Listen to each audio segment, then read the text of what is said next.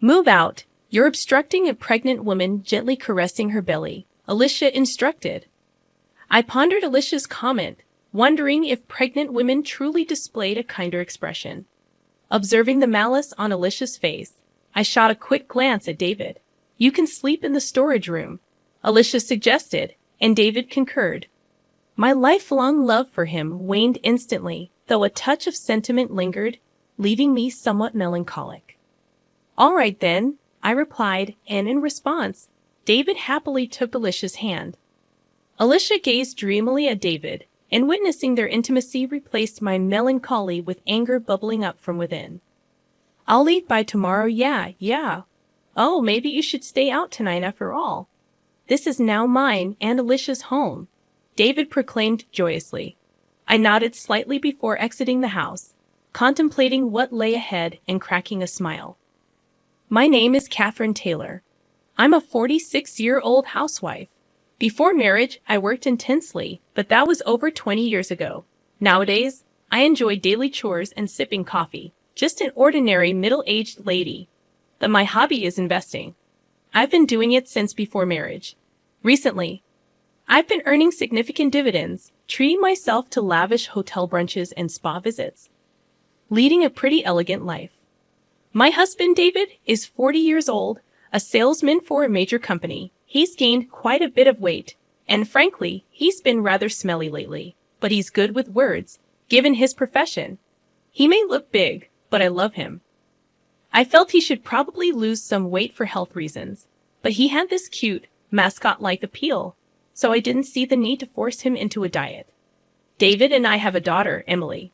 She inherits David's features, slim, almost model-like in beauty.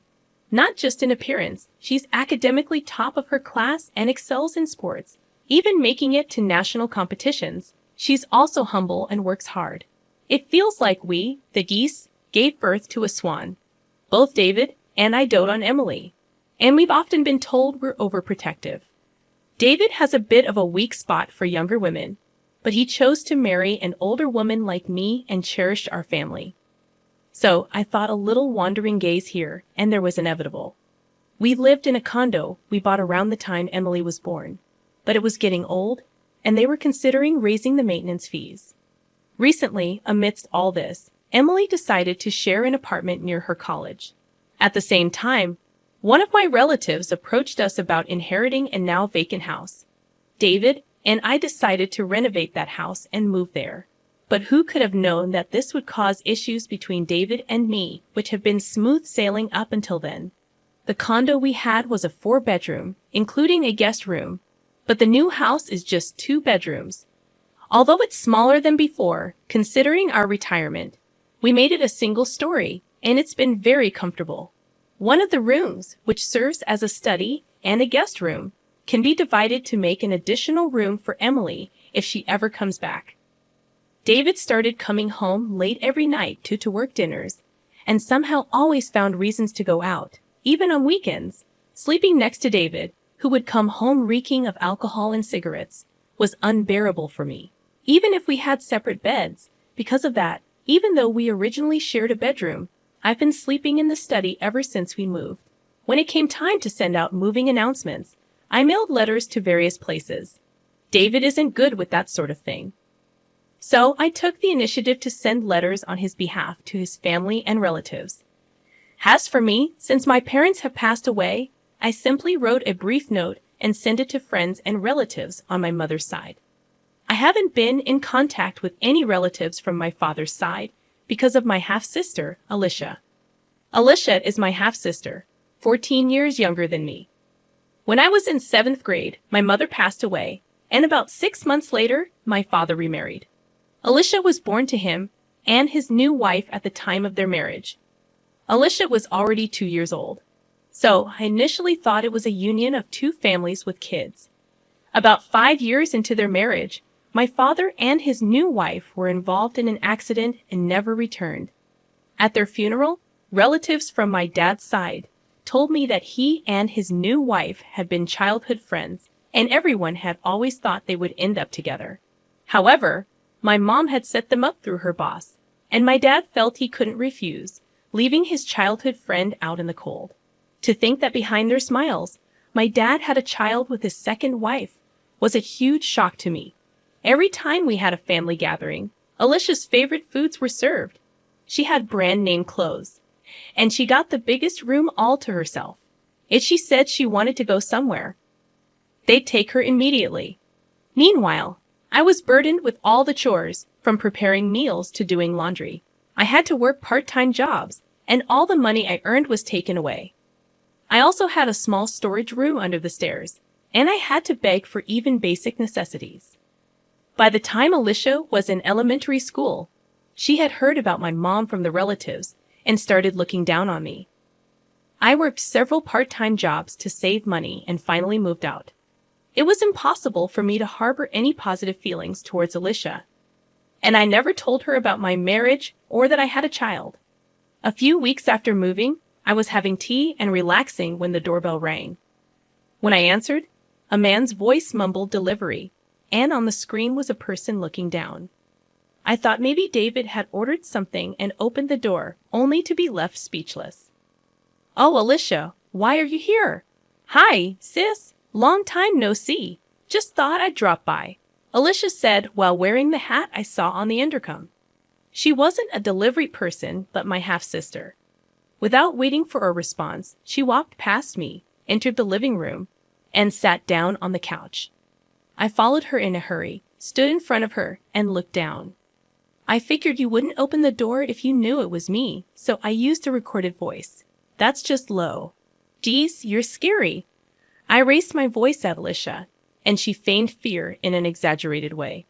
However, it was clear she was just putting on a show, and the proof was that Alicia had a smirk on her face. "I came for a visit," Alicia said, speaking nonsense, getting a cold response from me. Yet she grinned and started explaining the reason for her unexpected visit. "But sis, you never even told me where you live. I got married, but my husband is always on business trips, and it's getting boring. Plus, once my belly starts getting bigger, moving around becomes a hassle, right? Everyone told me to come stay with you. Just go home. I don't even want anything to do with you." "Well, too bad. I already came here planning to stay with you." Listening to Alicia's audacious words only irked me further. Under my breath, I muttered, "Typical of a kleptomaniac's daughter." Hearing that, my anger reached its peak. "Get out. I never want to see your face again." "What's all the fuss about?" "People outside can hear you," David said. I was at a loss for words, surprised by David's unexpected return at such an odd hour. As I struggled to explain, Alicia stood up and walked over to David, intertwining her arm with his. David didn't seem to mind. In fact, he looked quite pleased. "Oh, Alicia here. Welcome, David. My sister was being mean. I thought it'd be nice to stay with you until the baby is born. But is that okay?" "Of course. I'd be thrilled if you're okay with it. You can stay as long as you want." I stood there in disbelief, silently observing the exchange between David and Alicia. The intimacy they shared seemed more like that of lovers than mere siblings-in-law. "David, what's going on?" I managed to utter, but he dismissed me, accusing me of being jealous of my cute little sister. His words left me speechless, considering I had confided in him about my family situation before our marriage. "We have a spare bed in the guest room. You can stay there," David offered casually. Alicia seized the opportunity, expressing her desire to sleep in the same room with him. Their mushy conversation gave me a headache, and as they went to the bedroom arm in arm, I couldn't shake a bad feeling.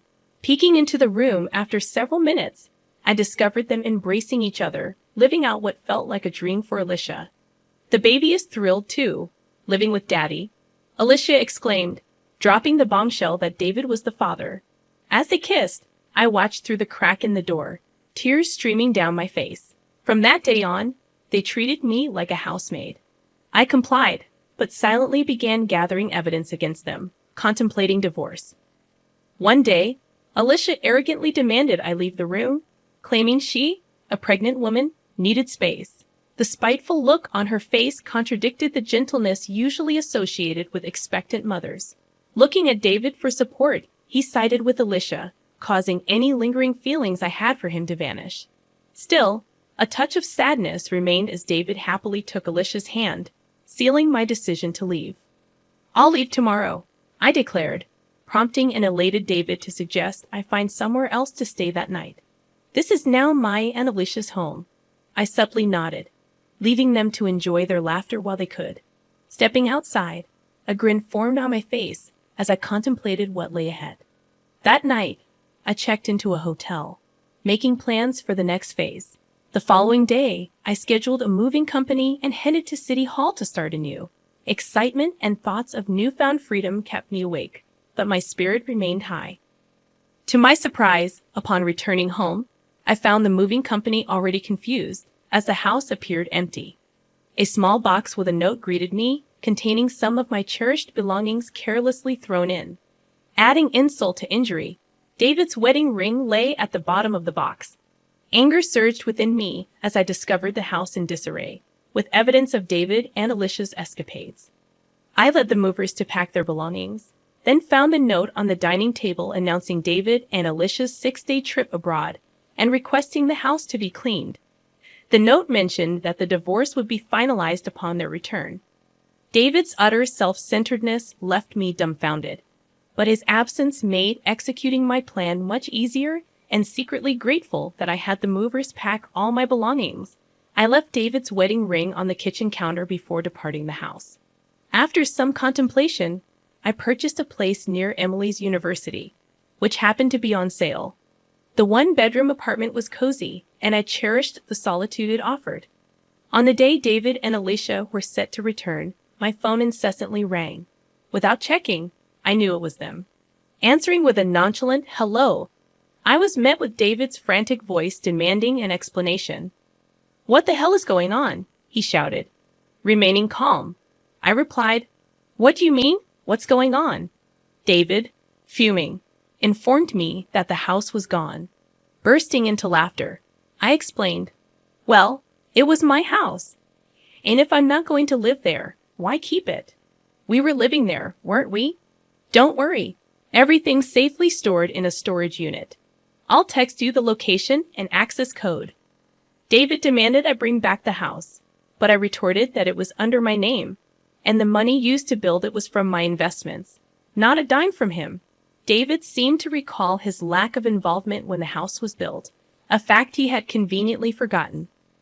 Claiming the baby to be his niece or nephew, David pleaded for me to do something about the house, as Alicia was in a tough spot. I informed him that I had known about their relationship since Alicia barged into our house. I had been gathering evidence, including recordings from a high-end baby monitor Alicia had me buy during a fit. The monitor captured everything, even in the pitch dark. Upon revealing this, David was at a loss for words. Cheerfully, I mentioned that the mailbox might have something for him.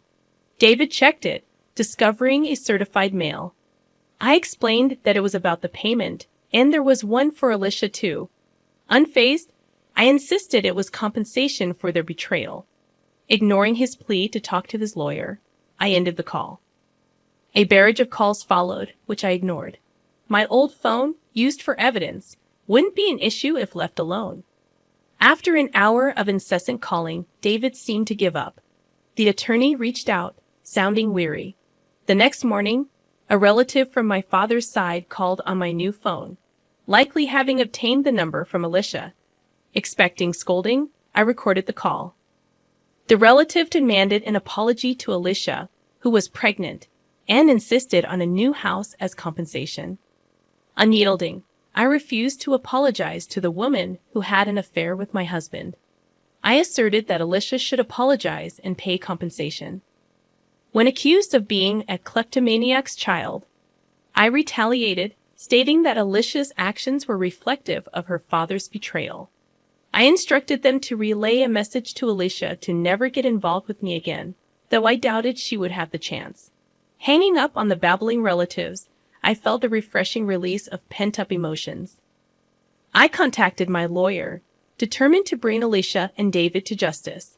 The thirst for revenge lingered until I witnessed the dumbfounded expressions on their faces during our discussion at the lawyer's office. Alicia appeared utterly miffed, while David wore a grumpy expression, showing no remorse. Surprisingly astounded, rather than angry at their self-centered comments, I laid out divorce papers in front of them, accompanied by another set, the marriage license, offering a reduction in compensation if they signed the latter. David snatched the pen from me and signed without hesitation. Alicia, smirking, followed suit. Placing the signed documents in a folder, I gave them a big smile.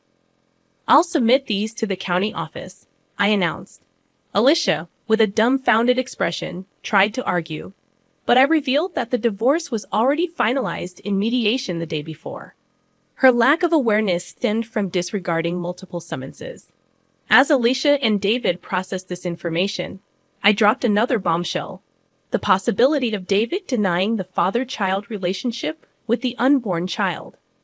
Alicia stared in shock, and David, realizing the potential consequences, looked pale. Between compensation and child support for another man's baby, I wished them luck. However, David attempted to reconcile, citing Emily's presence. Just as he changed his tune, the lawyer's office door swung open, revealing Emily. Her harsh words stunned David, frozen in shock, while Alicia, insulted, shook with rage. Emily cut ties with David, expressing her intention to live with me, referring to Alicia as that loose woman. Unable to respond, Alicia faced Emily's verbal onslaught. I delivered the final blow, revealing David's financial limitations and asserting ownership of the house and car. Alicia's plan to extract money seemed to unravel, leaving her pale and stunned. As I left with my lawyer and Emily, I left them to their newfound reality. That evening, having dinner with Emily for the first time in a while was delightful. I filed for divorce, and around the time Alicia's waiting period for remarriage had passed, David and Alicia submitted their marriage license. The witness section bore my signature, along with Alicia's ex-husband, who had shared crucial information. News circulated that David, involved in an affair with Alicia at work, got fired for misusing travel expenses for secret getaways. He now struggles with part-time jobs.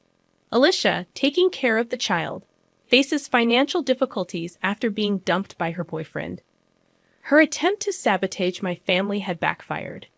Meanwhile, Emily enjoys college life, and I've been leading a relaxed life with my stock dividends.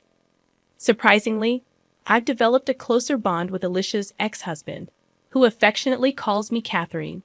Recently, he reached out for an important talk, making me feel a bit restless as I sit in front of my vanity, my face flushed like a smitten young woman.